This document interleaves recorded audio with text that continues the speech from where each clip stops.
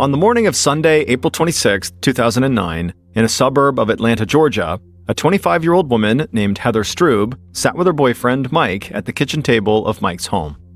Heather and Mike had been dating for a year, but somehow everything still felt fresh and new, and Heather wished she could just spend all day with Mike. But this Sunday, Heather had plans. She was going to church, then to do some chores at her house, and then she would pick up her 19-month-old son from his father. She knew, in theory, she could skip church in order to spend a little more time with Mike. But for Heather, skipping church was like missing a meal. Whenever she did it, she ended up with an empty feeling in her stomach. So, after taking her last bite, Heather stood up and dropped her dishes in the sink, kissed Mike on the forehead, told him she loved him, and walked out the door. Heather drove across town to church, went inside, sat down in a long wooden pew, and waited for the service to start. Church had always been an important part of Heather's life. In fact, she was convinced that if it wasn't for church, she never would have been born, because Heather's parents had first met and fallen in love at a Presbyterian church camp. That was why, when Heather was a teenager, it had felt like fate when she went to youth group and fell in love with a young classmate named Stephen Strube. Heather and Stephen had connected right away. They dated for several years and always talked about their future together. And then in May of 2004, they got married. At first, life had been good for the young couple. Heather and her parents opened a flower shop, and Heather worked there every day. She had always loved flowers, and being around them just made her happy. And the flower shop was a true family business. Stephen would often come by to help out at the shop, and his mother, Joanna, she would even pitch in when things got really busy. And in September of 2007, the family grew when Heather and Stephen had a baby boy. They named him Carson, and Heather felt like God had truly blessed her and her family. But now, sitting in church, Heather did not feel so blessed anymore. She was vaguely aware that the preacher had started the service, but she was barely listening. She was only thinking about Carson. Heather had not seen her son all weekend, and she hated the days when she wasn't with him. And she blamed her now soon-to-be ex-husband, Stephen, for keeping them apart. Heather and Stephen's happy life had fallen apart just months after Carson was born. One day at the flower shop, Stephen's mom, Joanna, had come across a receipt for some jewelry that Stephen had bought. Joanna figured the jewelry had been a gift for Heather, and she thought Heather might want the receipt to keep track of the family finances. But when Heather looked at the receipt, she'd been really confused. She didn't recognize the jewelry that was listed on the receipt. Stephen had never given her anything like that. And that's when she realized Stephen must be cheating on her, and he had bought this jewelry for some other woman. And when she confronted him about it, Stephen admitted to everything. Heather had at least wanted to try to make the marriage work, but Stephen told her he had a new girlfriend and he wanted a divorce. Now, in church, Heather realized the preacher was finishing up his sermon, and she saw everyone standing up around her. She felt bad for not having paid much attention, so she stood up and smiled and spent an extra few minutes talking to other members of the congregation. And after the service was over, as Heather walked to her car, she told herself not to dwell on all the negative things in her life. Even though her marriage had fallen apart, God still provided for her. She had a great new boyfriend, she was part of a church filled with people who loved and cared about her, and she had a beautiful little boy.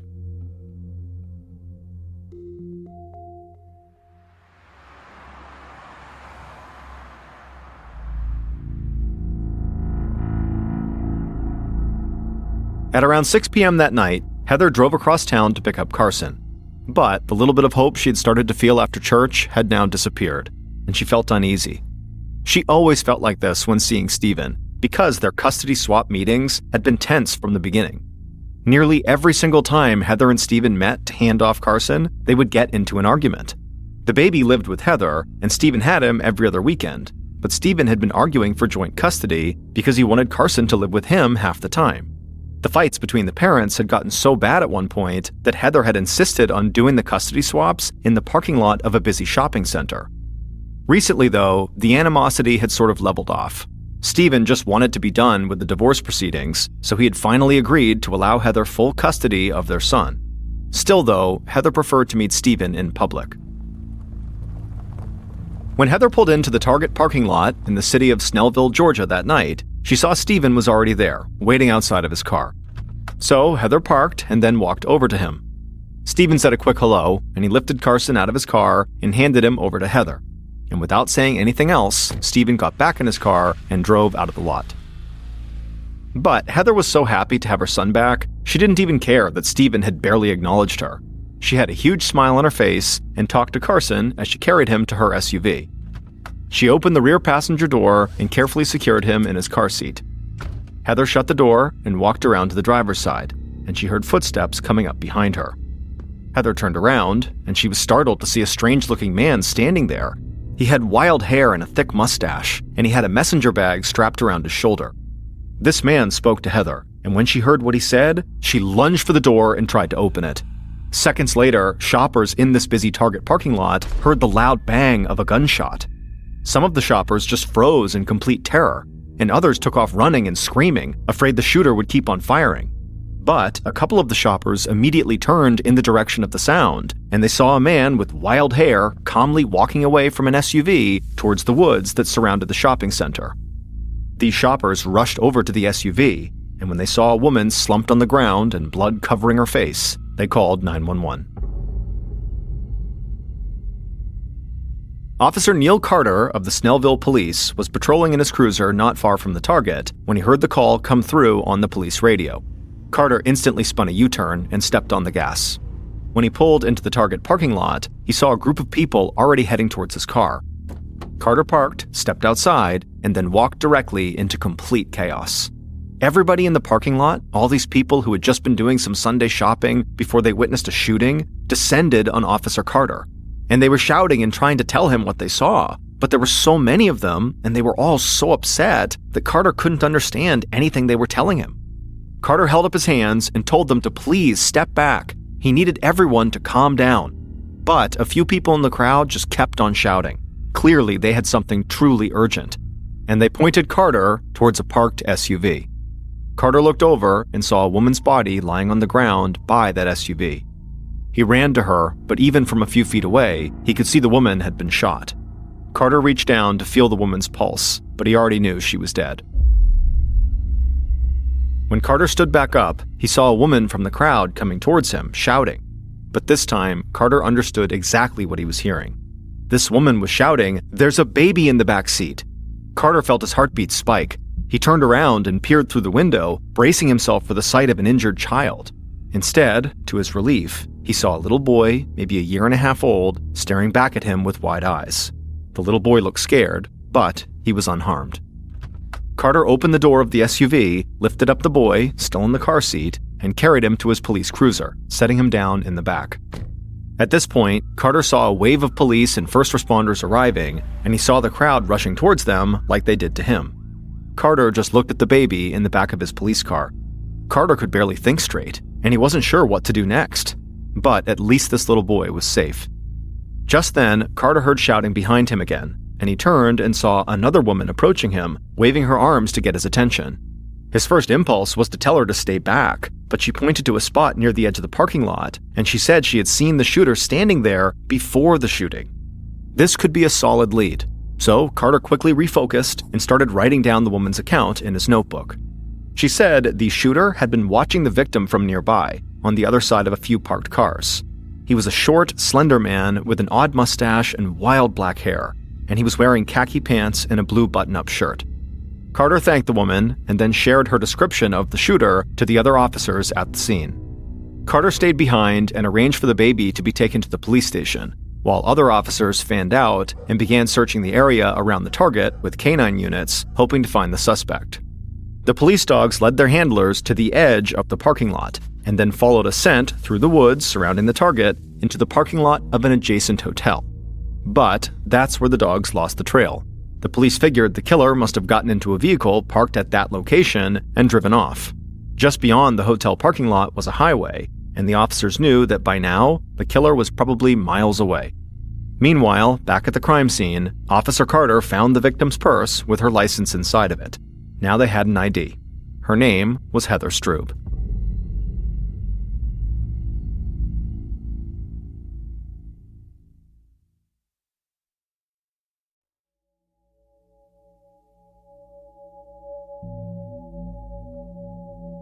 Soon after Officer Carter identified Heather, Lieutenant Trey Downs of the Snellville Police Department arrived at the Target parking lot. The place was still pretty chaotic, with police officers, witnesses, first responders, and police dogs spread out everywhere, but Lieutenant Downs looked completely unfazed by any of it. He quickly met with Officer Carter to get an update and also a description of the shooter. Then he walked right towards the target. As he got closer, he saw several security cameras mounted on the roof of the store pointing down at the parking lot, and he smiled. Downs had already figured that this store would have decent security, and now he believed these specific cameras would be the key to finding the shooter. Inside the store, Downs flagged down an employee and told her that he needed to see the security footage for the entire day. The employee led him through the store to a cramped room filled with multiple security screens. A man was already hunched over the screens, watching the scene currently unfolding in the parking lot. That man introduced himself to Downs as the director of security. Downs told him that he needed to see everything the cameras had picked up that evening, so the security director pulled up the footage. At first, as Downs examined each camera angle, he was disappointed. There were no cameras aimed directly at where Heather had parked, and so there was no footage of the actual shooting. But as he looked closely at the footage that they did have, Downs spotted a man who perfectly matched the description of the shooter. The man entered the parking lot on foot, walked in the direction of Heather's SUV, and a short time after, walked away toward the surrounding woods. The footage was low resolution. Downs asked if he could have the footage so he could send it off to the crime lab for possible enhancement. But the security director surprised him by saying that Target actually had its own forensics lab that was so good, Target had actually closed cases that even the FBI couldn't solve. The security director promised he'd get the footage out first thing in the morning and get the process started. Downs said that would be a huge help, and he headed out of the store. The sun was setting, and the parking lot looked calm and empty compared to how it had been when Downs first arrived. He saw crime scene investigators packing up their equipment for the night. One of them had called him over to tell him that Heather had been shot with a .38 caliber revolver, but the weapon itself had not been found at the scene, and neither had any clear fingerprints. This was not the news Downs was hoping for. So far, he had a good physical description of the suspect and some blurry video, but not much else. But he figured he did have at least one other thing to go on. This shooting did not appear to be a random attack. Downs believed Heather had been targeted.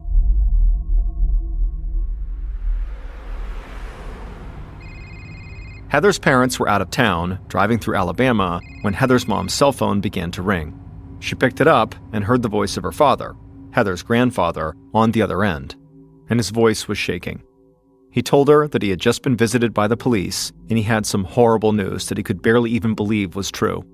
The police had brought Carson to his house and told him that Heather had been murdered. Heather's mom screamed and hung up the phone.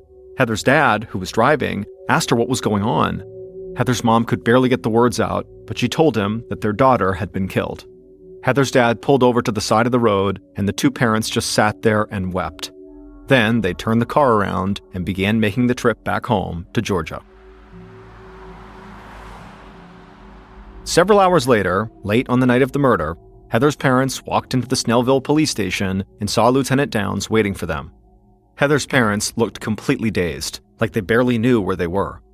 They'd sped home from Alabama, almost without saying a word to each other. It was almost like if they didn't talk about what had happened, maybe it wasn't real. But earlier, they had gone right to Heather's grandfather's house, and when they saw him sitting with Heather's little boy in his lap, it had hit them. They had lost their daughter, and Carson had lost his mom. At the station, Lieutenant Downs said he was deeply sorry for their loss. He understood they were grieving and in shock, but every second counted in a homicide investigation, and so he couldn't wait to ask them questions. Heather's parents said they understood, and they followed Downs to his office and sat across from him at his desk.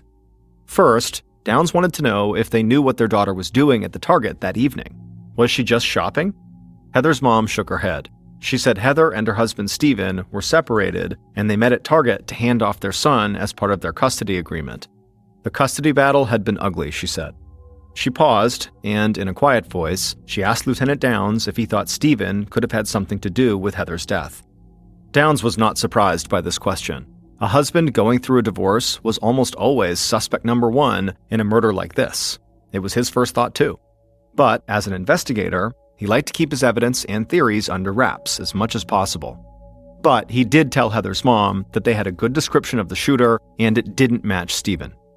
And beyond that, Stephen had been seen driving away from the parking lot at the exact time the killer approached. So no, he said, he did not think Stephen was the shooter.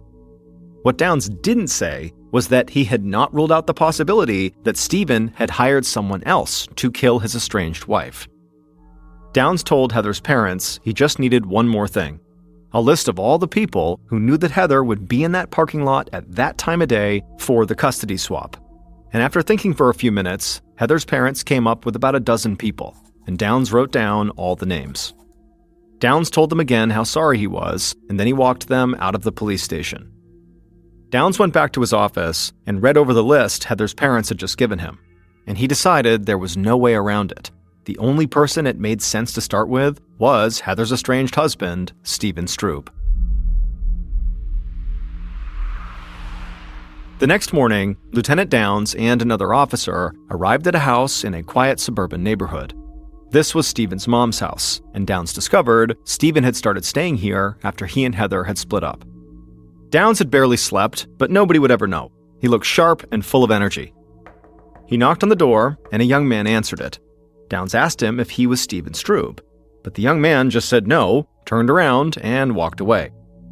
Downs looked at the other officer, a little confused by what had just happened. Downs was about to shout at the young man to come back and talk to them when a middle-aged man walked up to the door and asked if he could help. So Downs asked him if Stephen was home, and the man laughed. He said, yes, Stephen was home. He was the one who just answered the door.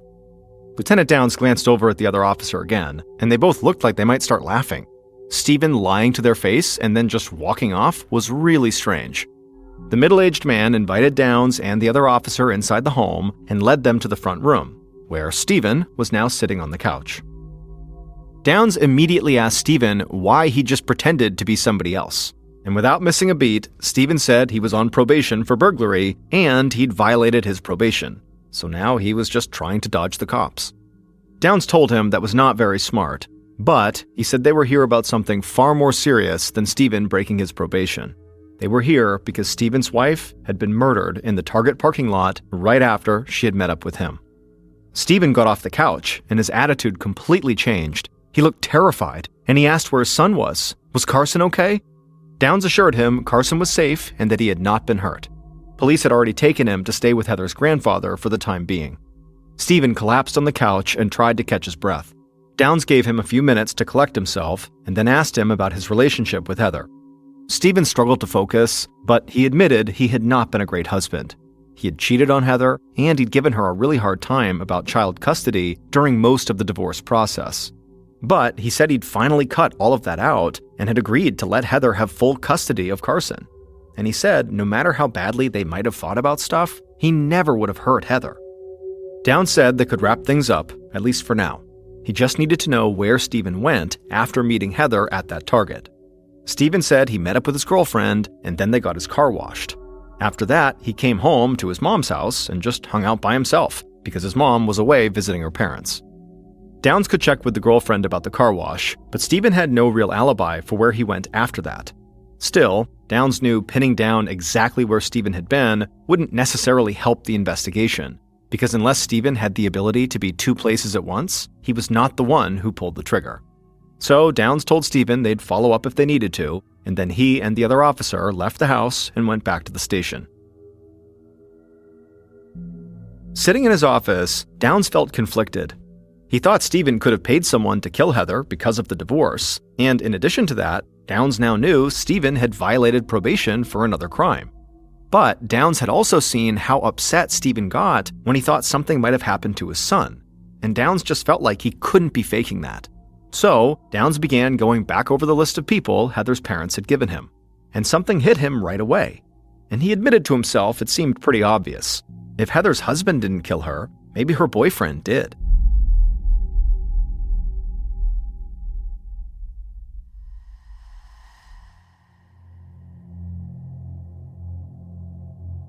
Later that day, an officer led Heather's boyfriend, Mike Vickers, into an interview room at the station, where Lieutenant Downs was waiting.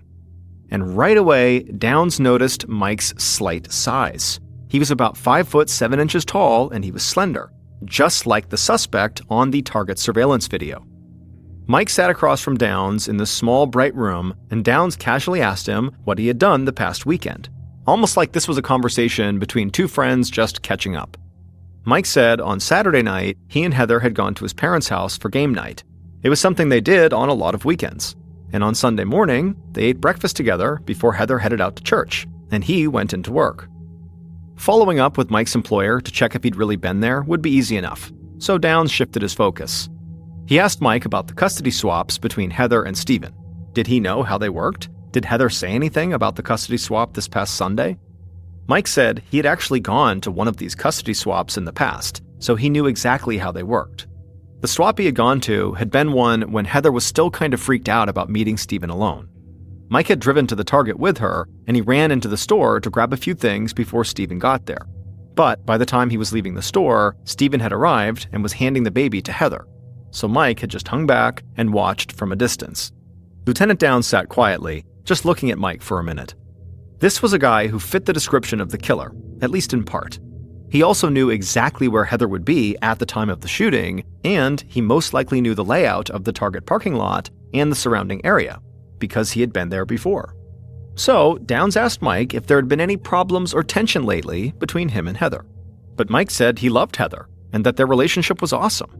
They almost never fought, and they had even been talking about having kids and buying a house together. Not long after that, Downs finished up the interview and told Mike he was free to go.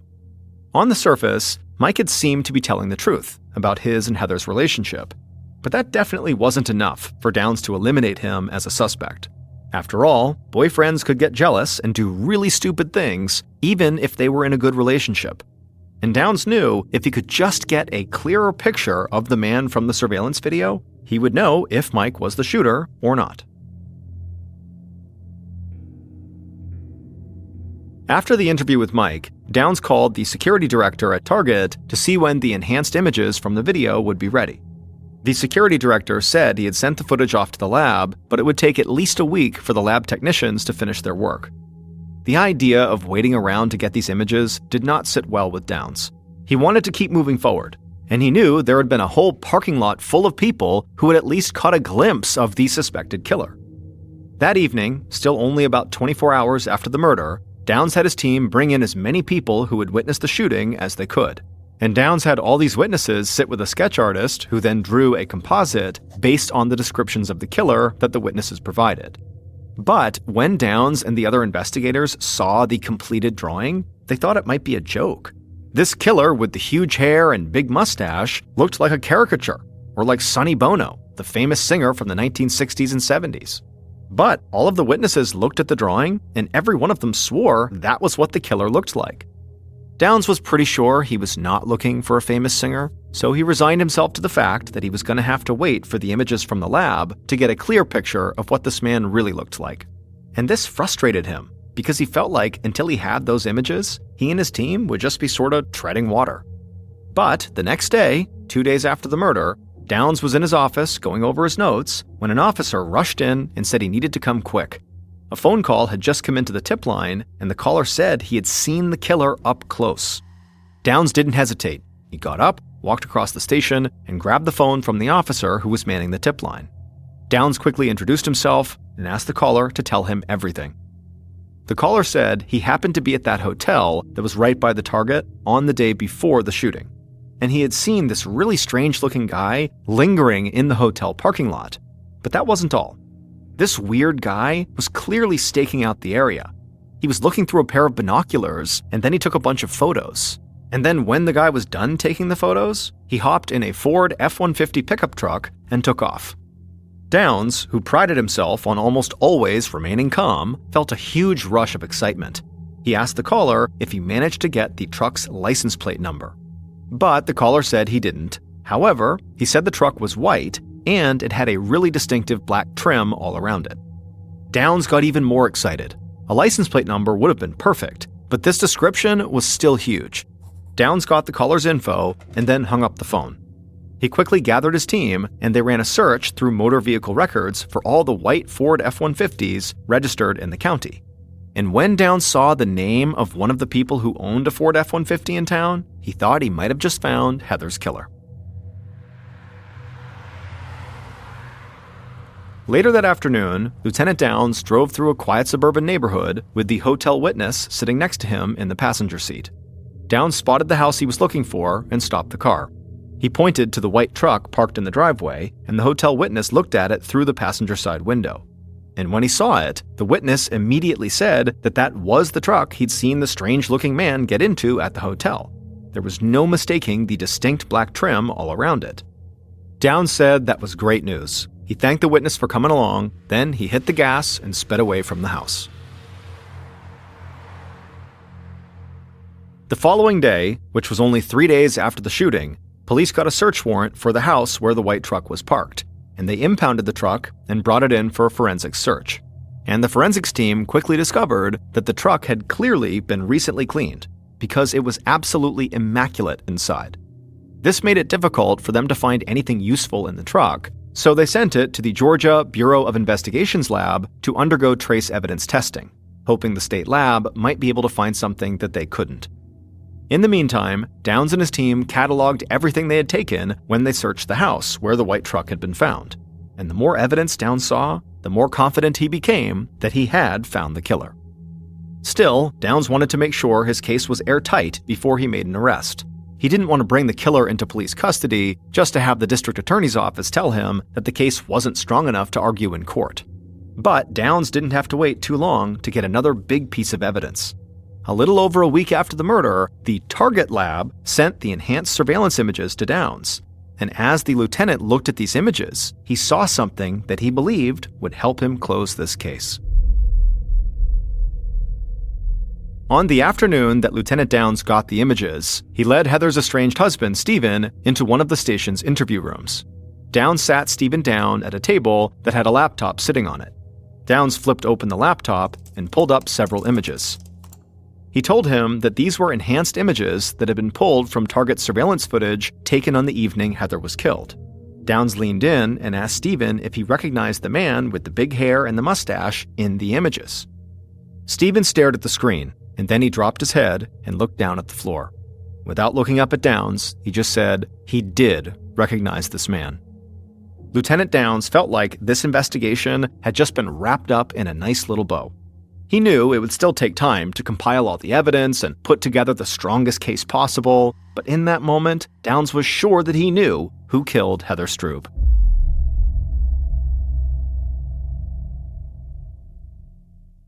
Based on the parking lot surveillance images, suspect and witness interviews, and evidence collected throughout the investigation, the following is a reconstruction of what police believe happened to Heather on the evening of April 26, 2009.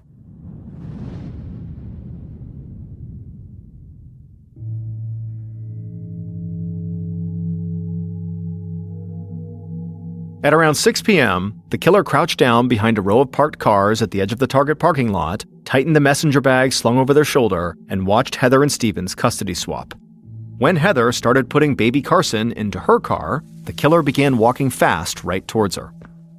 Heather heard the killer's footsteps approaching, and she turned around to see this bizarre-looking man standing there. The killer spoke, and it frightened Heather. So much so that she turned and tried to open up her driver's side door to get away, but the killer immediately pushed themselves between Heather and her SUV, and then before Heather could even call out for help, the killer reached into their bag, pulled out a revolver, pressed the muzzle right against Heather's forehead, and squeezed the trigger. There was a deafening bang, and then Heather crumpled to the ground as blood began to pour from the wound in her head. The killer heard screaming coming from all of the shoppers who had just witnessed this, but the killer did not panic. Instead, they turned and calmly walked across the Target parking lot, through the surrounding woods, and into the nearby hotel parking lot.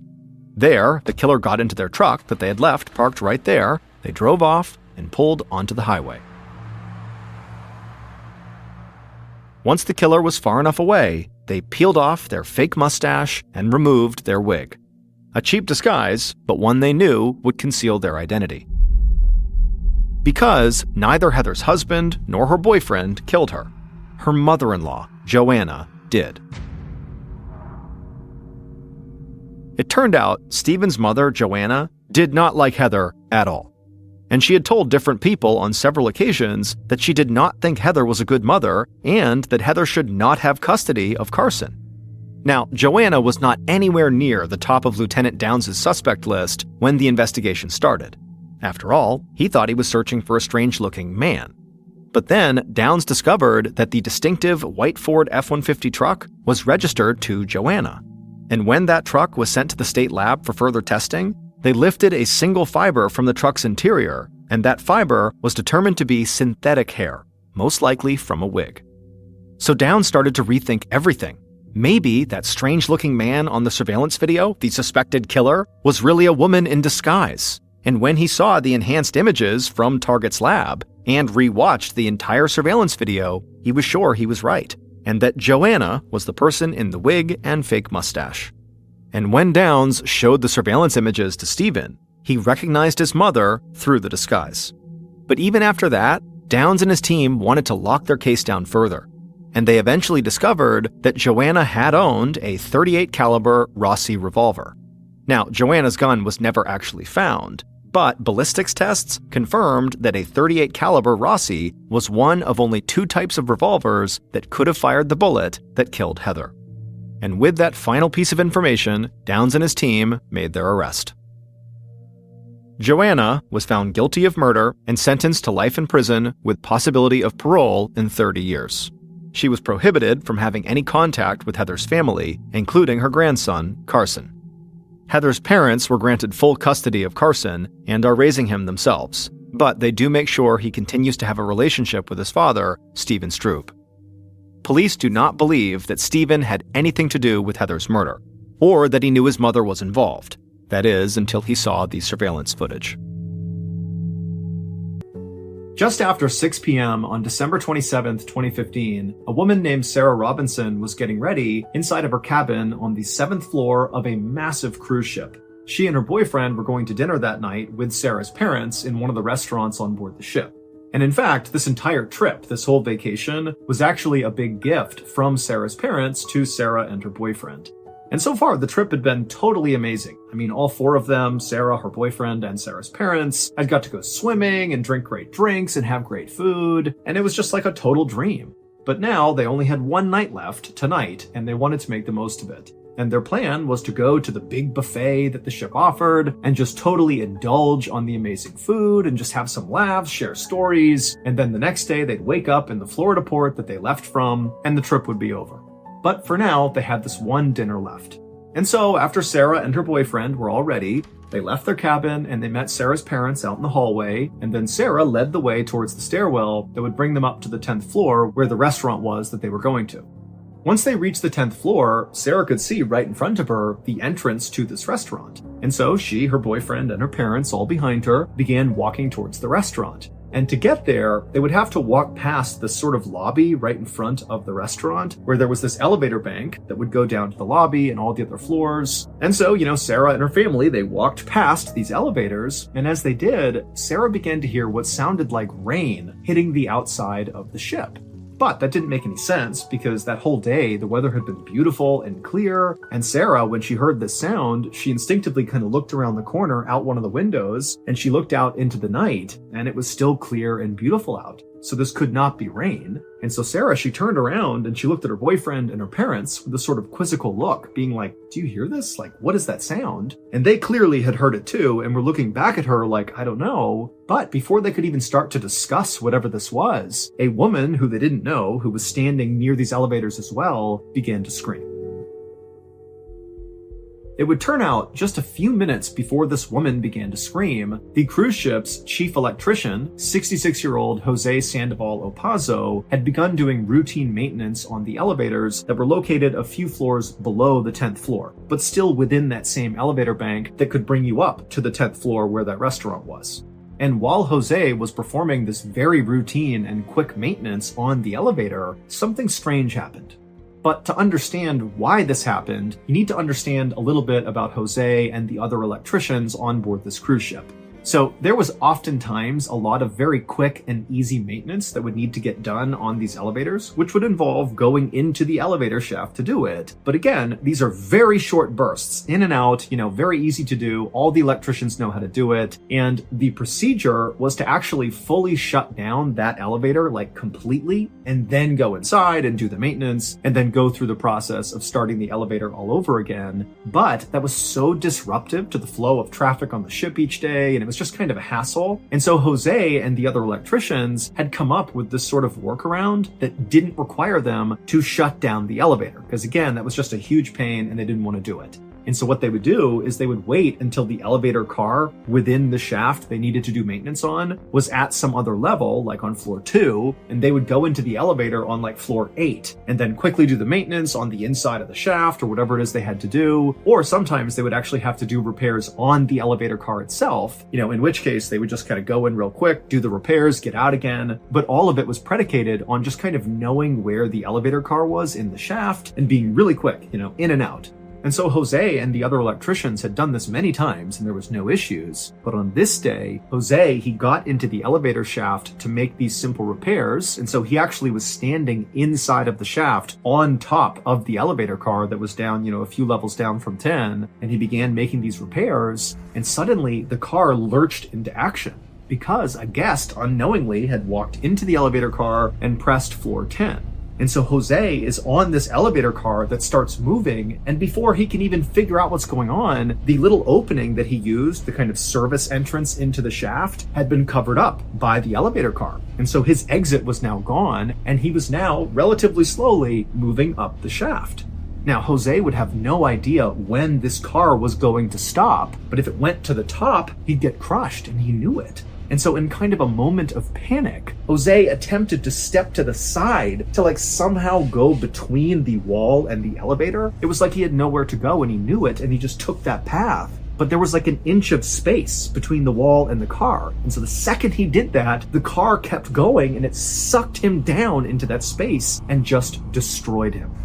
And so by the time this elevator car reached its destination, the 10th floor, and that guest got off the elevator car, by this point, Jose's body had been totally destroyed and all of his blood was dripping down the elevator shaft, splattering into the walls and hitting the ground, and it sounded like rain hitting the outside of the ship. And so that's what Sarah and her family were hearing. And then the reason that woman started screaming is she was the first one who turned and saw all this blood coming down the front of the elevator doors. Medics would arrive quickly on the scene, but there was nothing they could do. Jose was deceased.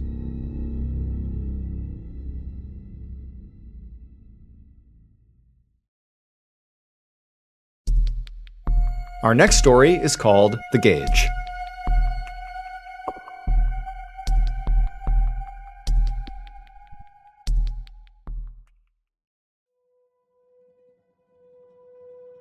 Around 10 p.m. on September 9, 1975, a 24-year-old man named Roger Baldwin and his coworker, 29-year-old Peter Holmes, frantically crawled on hands and knees as fast as they could down a hallway towards the door of their apartment.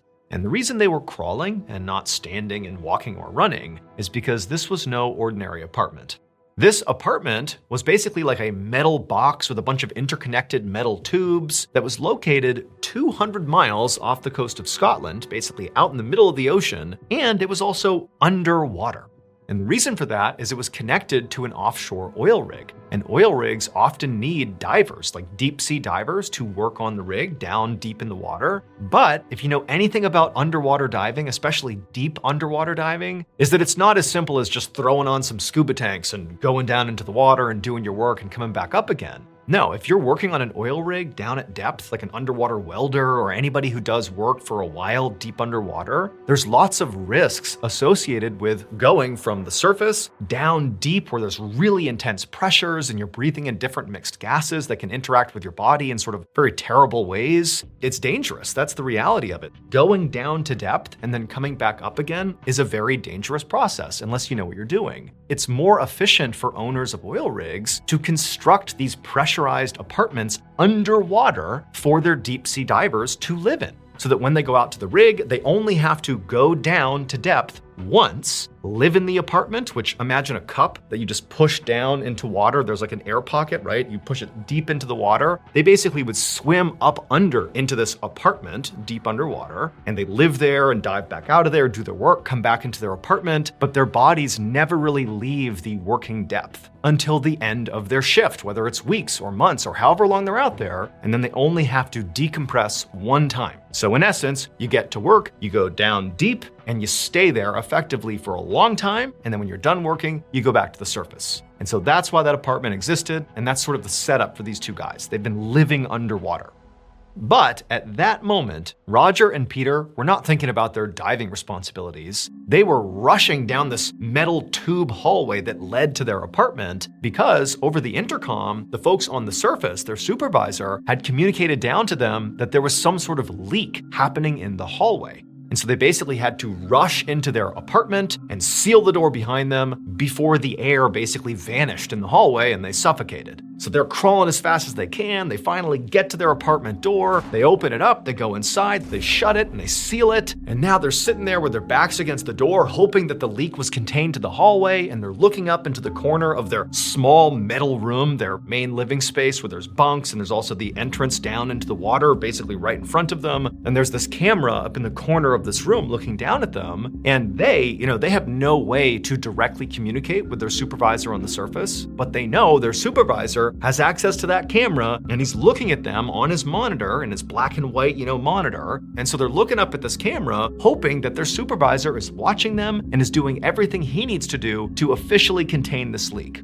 Basically, Roger and Peter, they can shut their door, but they can't fully seal it. The full seal comes when somebody on the surface, their supervisor, injects helium into their room, basically adds more pressure to their room, which then sucks the door fully sealed, and then they're safe. And so Roger and Peter, they're listening carefully for the sound of that injection of helium into the room, and eventually they hear it, and there's some creaking on the door, and it sounds very much like their door is fully sealed, and now they're safe. And so Roger and Peter, they step away from the door, they sort of look up at the camera and say thank you, and they're like, all right, I hope that leak out in the hallway is our only issue here.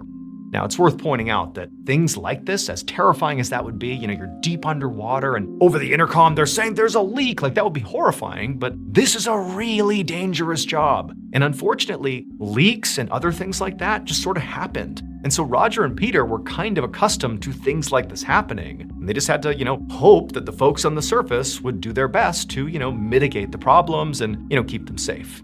At this point, though, Roger and Peter knew that, it didn't seem like there were any other emergencies here. Whatever leak was happening in the hallway, that could be dealt with. If they had to, they could actually just leave their apartment with their diving equipment on and make their way back up to the surface. Like, there were ways for them to get out of here. And they're thinking, okay, our room has been fully sealed off. We heard the helium be injected into the room. The door's shut behind us. Like, we're good. And again, they can't directly communicate to the supervisor. The supervisor's not saying anything over the intercom. And so they think, okay, it's good for us to just take our stuff off and go to bed. And so that's what they do. They take off their diving equipment and they climb into their beds and they turn out the lights. At the same time they were climbing into bed, their supervisor up on the surface, a guy named Reed Arnold, who'd been talking to them over the intercom, he was sitting there looking at this big control panel with all these switches and gauges and monitors that controlled their underwater apartment. And unfortunately for him, even though it did seem like the leak in the hallway was relatively contained, although it still was leaking, he was also now noticing that there was another problem that he wasn't telling Roger and Peter about yet. And that was, apparently, the door to their apartment, despite them closing it clearly and him injecting helium into the room, following all the steps, it appeared like the door somehow did not fully seal, which meant there was a slow leak. And over time, if this wasn't fixed, the pressure would drop so severely in that room that, that could be fatal for Roger and Peter. Like, this is an emergency, but it's sort of a slow one. And so Reed took a minute and kind of assessed the situation. And, the only thing he could do to try to close this door to fully seal it, let's say, is to inject more helium into Roger and Peter's room. Not enough to harm them, but just enough to further push that door closed. And so he did that. He injected a little bit more helium and he's watching the gauge of their room, become even more pressurized. But the indicator that showed whether or not the door was sealed continued to show that it was not. And so as Reed is sitting there wondering what he's going to do next, he looked over at the monitor that was the live feed into the room, where he could actually watch Roger and Peter, that camera in the corner of the room. And he sees the two men are laying in their beds, but then sort of out of nowhere, they both get up, climb off their beds, and they hustle over to the door, the leaky door, and they start trying to open it. But from the feed, as he's looking at it, it seems very apparent that they can't get the door to open. It's like it's stuck. And Reed's thinking to himself, that doesn't make any sense. I have this indication light that says the door isn't sealed, so even if it was a challenge to open the door, it's not pressure sealed. They should be able to open it. So what is going on here? And so Reed, he's beginning to panic a little bit because he just doesn't understand what's happening here. And as he's watching Roger and Peter, they go from frantically trying to open this door to almost in unison stopping, turning around, walking over to their bunks, and then grabbing their mattresses, taking them off. And then Roger and Peter climbed onto their metal bed springs and began rolling around on the metal. Now, it's worth pointing out that there are some diving-related injuries, like from being at depth for too long, or hypercapnia, where you have too much CO2 in your system. There's a whole bunch of things that can basically mess with your mind. And so Reed's thinking, oh my goodness, something's happened that's given these guys some sort of diving-related injury. Like they're acting crazy. This must be a product of something wrong. They're breathing the wrong mixture of gas. Maybe there's too much helium. Maybe there's too much CO2. I don't know what's going on, but there is an issue here that's messing with their brains. That's the only explanation for why they could be doing something so bizarre. And so at this point, Reed decides all he can do is just continue to put more helium into that room to try to seal that door. Maybe there's some sort of toxic gas that's getting into their space that's causing them to hallucinate or go crazy or who knows what. And so he's just firing off this button, adding more and more helium into the room. And after doing this for several minutes and still watching on the monitor as Roger and Peter continue to do this weird writhing around on their bed frames, that was around the time that Reed really focused on his controls. Am I missing something? Is there some other indication on here that gives away what's going on here? And that's when he realized he had made a terrible mistake. It would turn out Reed had misread the control panel. There really had been a leak in the hallway, and he was right to tell Peter and Roger to rush into their apartment. But once they were inside the apartment and they shut the door, and then Reed injected helium into their room, he actually did seal that room off. There was no issue in their apartment. They were totally safe. There was no problem. He was just misreading the control panel. He thought when he saw this additional indication that, the apartment door had not sealed, that was indicative of a leak in their apartment. But no, the controls were really trying to tell him that, hey, there's still a leak in the hallway right outside of their apartment. And so basically what Reed ended up doing by injecting more and more helium into the apartment where Roger and Peter were is he was creating a deadly pressure chamber. And the reason the men began acting the way they were is because the room was getting hotter and hotter and hotter from all this pressure. They could feel it, building inside of the space. And so they didn't know what was going on. They tried to get out, but they couldn't open the door because it was pressure sealed. And then they took their mattresses off their bed and began rolling around on the metal to try to cool down. But it was so intensely hot and it was so pressurized that you can imagine the chaos and panic these two men felt. Maybe theoretically they could have thrown on all their equipment and dove out of there, but you got to remember this is happening abruptly and they're basically boiling alive. And so it's like full-blown fight or flight mode, and these men are just trying to cool down, but they can't. And so every time Reed injected more and more helium into that room, he was raising the pressure and therefore the temperature in that small space, and eventually he boiled Roger and Peter alive. In the end, the supervisor, Reed, did not actually face any criminal charges because, one, it was a genuine mistake, but two, the mistake was one that many people would have made. There was basically an issue with this control board that sort of presented problems in a sort of ambiguous way. And so it really wasn't Reed being negligent, it was just a flaw in the control panel.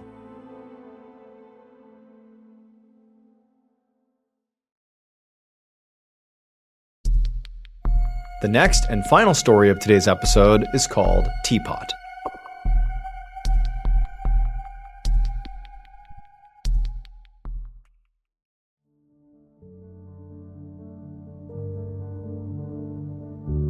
On June 30th, 2002, an 18-year-old named Daniel Dick was on vacation with his mother and his two younger brothers in Hawaii.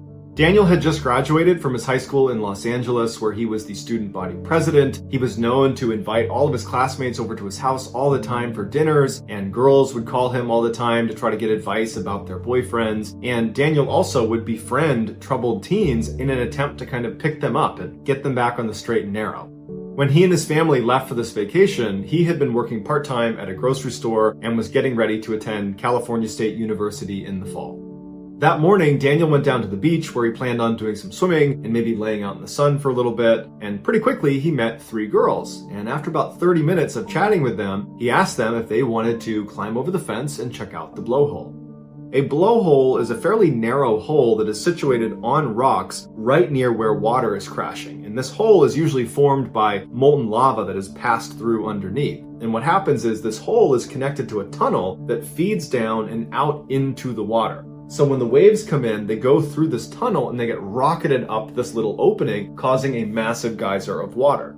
Now, if you don't go near the blowhole, it's not dangerous at all. It's just a very cool natural phenomenon. The beach that Daniel and these girls were on was situated right near an infamously dangerous blowhole called the Halona Blowhole. The reason it was so dangerous is because the water it connected to through that tunnel was some of the most violent in all of Hawaii. So when those waves came barreling through the tunnel, it would shoot 30 plus feet in the air. And so to make sure everybody understood you're only allowed to watch the blowhole from a distance, they actually put up a fence all the way around it and put up signs saying, "Do not go any closer." To give you a sense of how powerful the water was that was churning through this tunnel, if you were standing on the other side of the fence watching the blowhole from a safe distance, you could feel the ground shaking as the waves would rumble through the tunnel and then explode out of the blowhole. According to Daniel's family and friends, he was not a reckless person, he was just a very adventurous person. And so something like this blowhole really piqued his interest, and he just couldn't handle being on the outside of the fence. He really wanted to get right up there and get a look at it. In fact, he told these girls he wanted to feel the power of the water hit him in the chest. That was his plan. The girls told him this was a bad idea, but he was insistent and he began walking over to the rocks where you could climb up and jump this fence. The girls went with him, but they stopped short of the fence. As Daniel made his way over to the rocks, he passed by a couple that was laying on the beach. He waved to them, he climbed up the rocks, he climbed over the fence, and he made his way over to the blowhole. And he timed it to where a wave had just come in and shot a geyser up, and then as soon as the water went down and there was a break, he walked over the edge of this hole that was not very far across, and he kind of arched himself over it so his chest was hovering right over where the water was going to come up. And initially, a wave came through and the water shot up and it hit him in the chest and it kind of staggered him back for a minute. And at this point, the 3 girls and the couple that he had passed are now yelling for him to get away from the blowhole, that it's way too dangerous. But it was too late. He leaned back over the blowhole right as a massive wave came barreling through the tunnel. It rocketed up and it lifted him off the ground about 5 feet in the air, and it turned him upside down so his head is pointed down. And when he fell, he went directly into the blowhole. The couple and the 3 girls that saw this happen described his body position as being the perfect dive. And in order to actually get into the blowhole, you would need the perfect body position because the opening is very narrow and it goes down 8 feet of just this narrow tube. And at the bottom of that, it opens up like the inside of a teapot. And inside of there is this just vicious churning water that connects to this underground tunnel that feeds out to the sea. And so when Daniel went head first down, his momentum, along with his perfect body position, forced himself down through that hole into that section that's kind of like the inside of a teapot. And once you're inside, there's no way to go back up again. The opening is too tight and there's nothing to hold on to. You wouldn't have the ability to force yourself up through that hole again. So the only way out is through the underground tunnel that leads out to the sea. But there are constantly waves pounding their way up this tunnel into the section where Daniel had fallen into. And so realistically, anybody that tries to swim through this fairly long underground tunnel is only going to get so far before a wave forces them back or traps them in some way in this underground tunnel. As soon as Daniel went into the blowhole, the couple and the 3 girls immediately climbed up the rocks, hopped over the fence, and began looking into the tunnel, yelling for Daniel. And as they're sitting there yelling for him and yelling for people on the beach to call 911, they would feel the ground start to shake as another wave would come through the tunnel and erupt through the blowhole. And they know every time that happened, Daniel, if he was alive, he was completely submerged in water for 30 seconds or so every iteration that this blowhole erupted. By the time the police showed up, Daniel has been trapped inside of this blowhole for some time, and no one's heard him, no one's seen him, and so it's starting to look pretty grim. And the police would say it's nearly impossible for anybody to survive being inside of this blowhole, especially at high tide, which is when he went in. In fact, the police would say, we can't even send divers in there until low tide, because if we send someone in now, they're gonna get killed inside of this blowhole. It's too violent inside of there. And so the best they could do was put a weighted line into the blowhole anchored on the outside so that if by some miracle Daniel was still alive, he'd be able to grab this line and pull himself up. He probably would not be able to pull himself through the hole to safety, but at least he could keep himself out of the water until rescuers could get there the next day at low tide. But when low tide came the next day and divers went out to the water, they discovered Daniel's body. It was floating near the area where water actually gets sucked into the tunnel and out through the blowhole. During low tide, he must have been pulled back out through the tunnel out to sea. It's unclear how long Daniel was alive once he landed inside of the blowhole, or whether he ever attempted to actually swim through that tunnel out to sea, but at some point he did drown. Daniel's mother petitioned to have a metal grate put over the blowhole so that nobody else would fall in and meet the same fate as her son. But this proposal was met with criticism from the locals, who said the problem was not the blowhole, the problem was people not respecting the power of nature. And so while a fence still surrounds Halona Blowhole telling people to stay back, the entrance to the blowhole is still uncovered.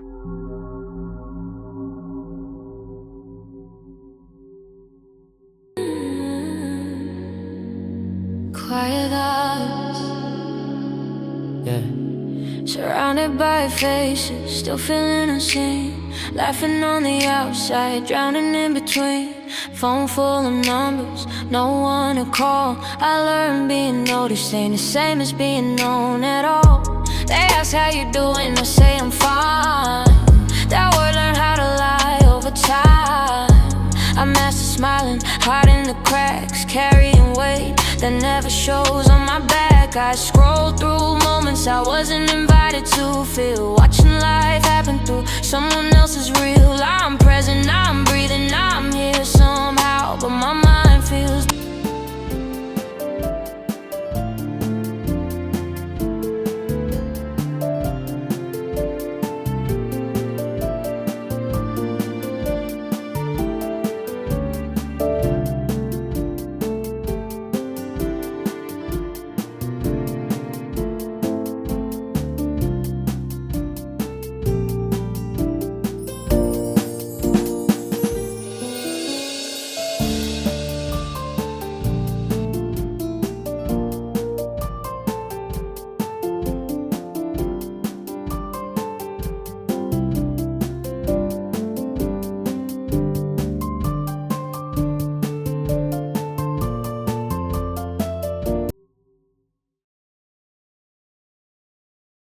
A quick note about our stories: they are all based on true events, but we sometimes use pseudonyms to protect the people involved, and some details are fictionalized for dramatic purposes.